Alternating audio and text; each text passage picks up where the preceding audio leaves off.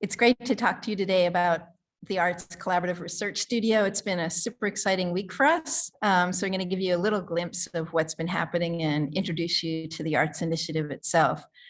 So this is a group of us this week when we got the motion capture cameras, started putting them on tripods, set up the software, and we're just hovering around the computer trying to figure out how to use this new software.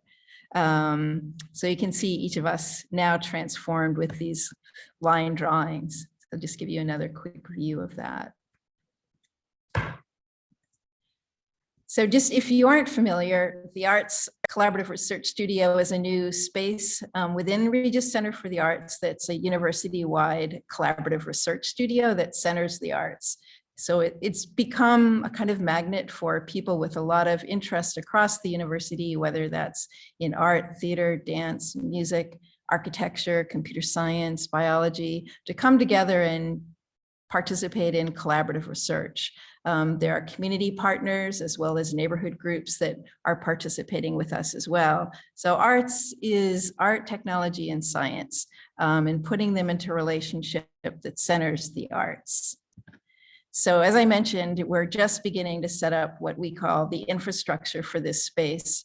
And it's really exciting to be at a time where we can be in this environment with just our bodies as we are, and the cameras and the software, and transform our movements into these figures that then can become part of virtual reality worlds, projection maps, and many things that I'm sure all of you will think about as we develop new research ideas.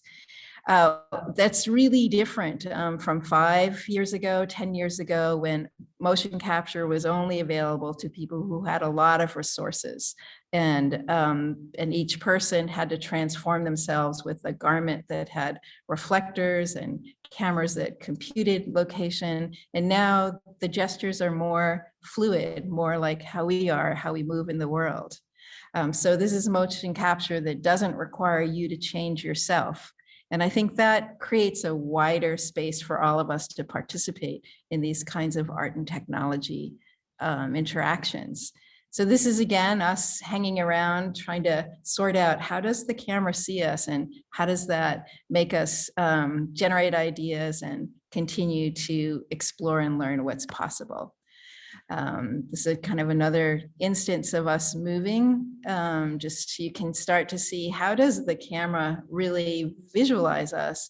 And then how might we use that to extend the typical kind of movements that we make in our everyday lives? So it's kind of seeing ourselves from a different perspective.